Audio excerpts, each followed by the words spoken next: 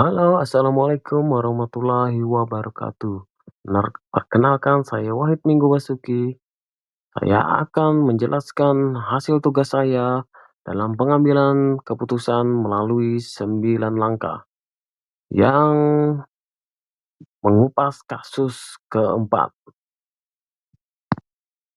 Kasus 4. Di perpustakaan sekolah, Rara sedang bertugas sebagai petugas piket kebersihan yang sedang merapikan meja. Ia menemukan sebuah dompet berisi uang di bawah kursi. Tanpa pikir panjang, Rara mengambil dompet tersebut dan menyimpannya di tasnya.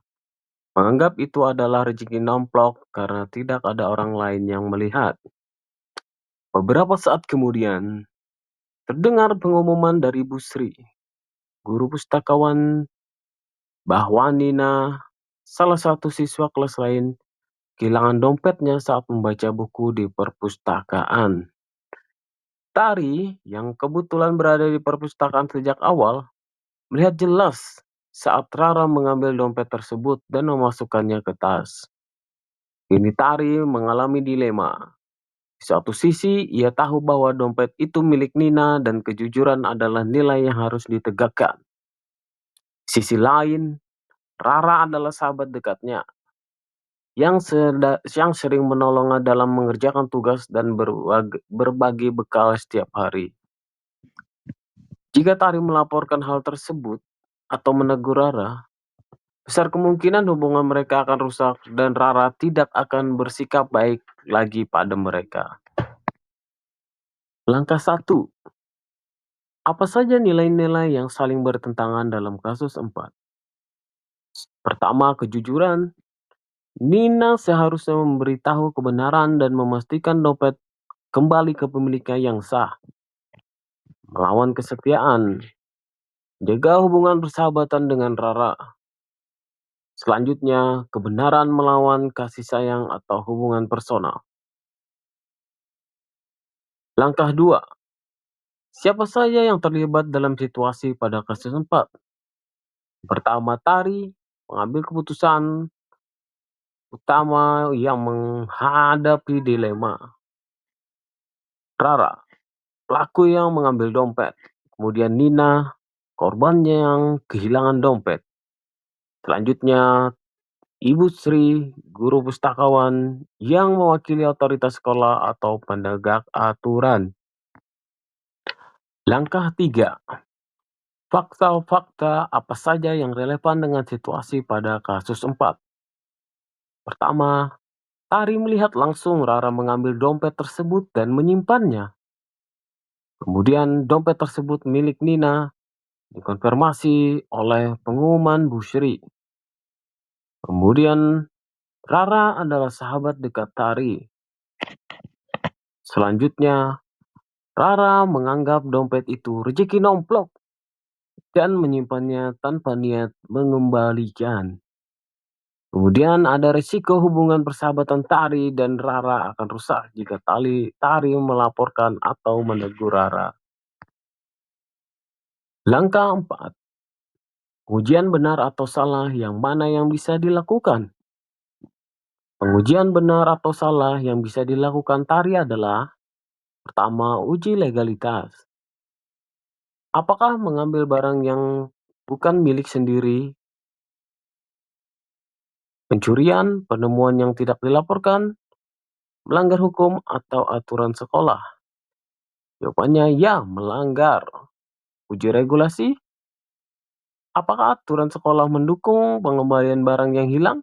Ya, Bu Sri sudah mengumpan kehilangan. 3.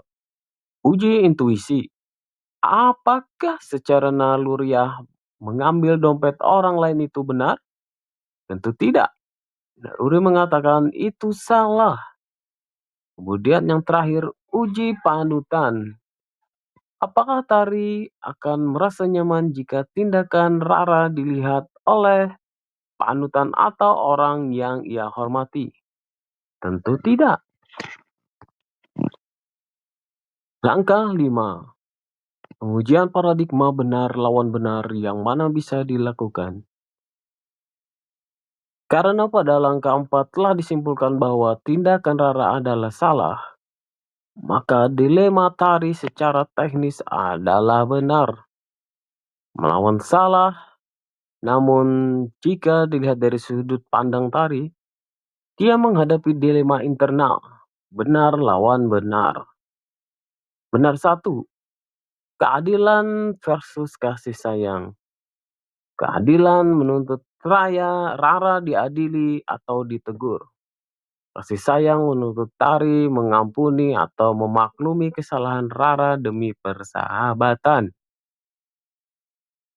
Benar dua, jangka pendek versus jangka panjang.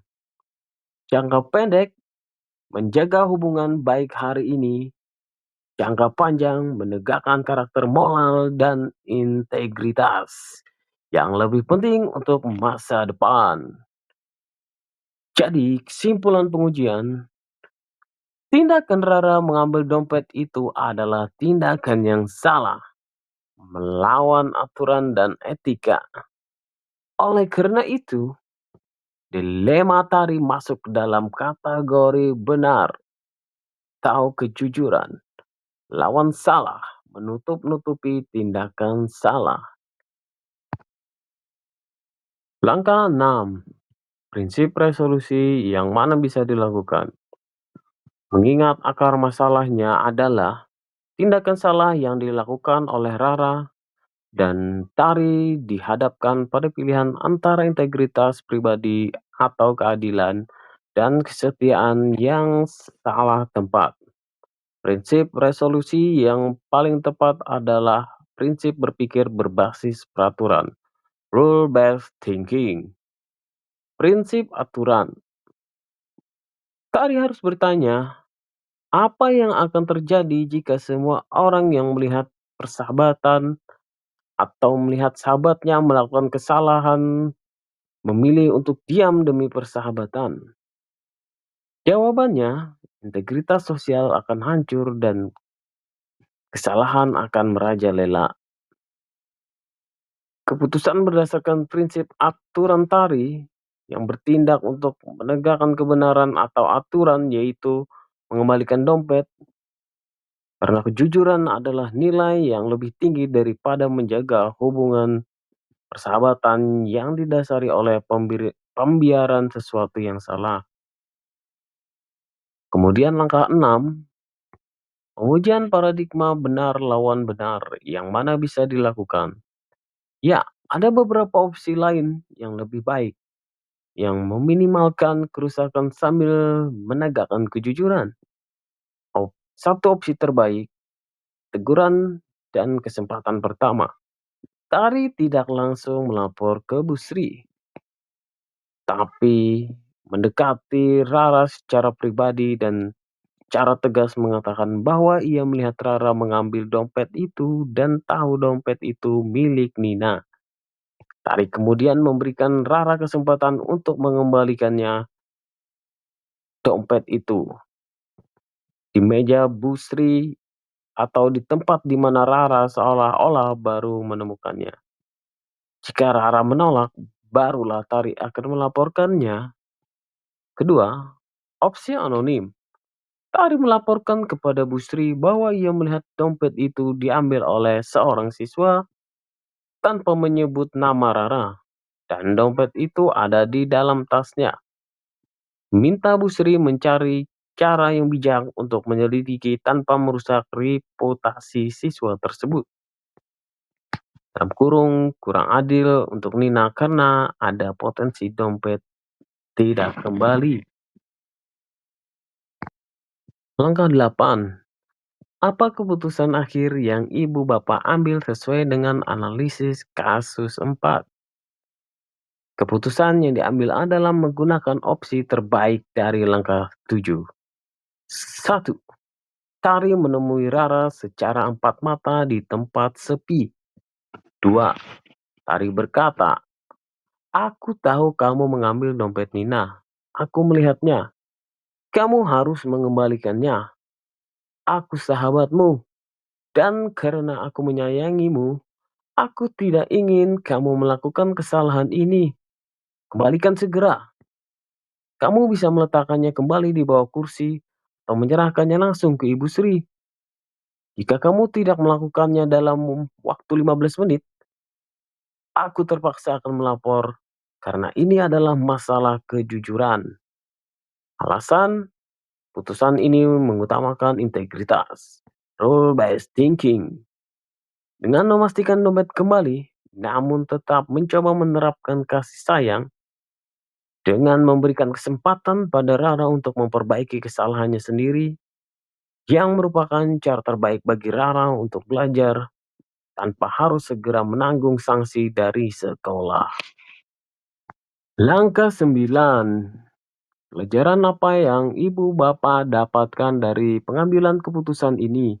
Dan bagaimana pelajaran tersebut dapat memperbaiki pengambilan keputusan ibu bapak di kemudian hari? Pelajaran utama yang didapatkan adalah kejujuran dan integritas harus selalu diutamakan di atas kesetiaan buta kepada teman. Kesetiaan sejati mencakup membantu teman untuk menjadi orang yang lebih baik, bahkan jika itu menyakiti di awal.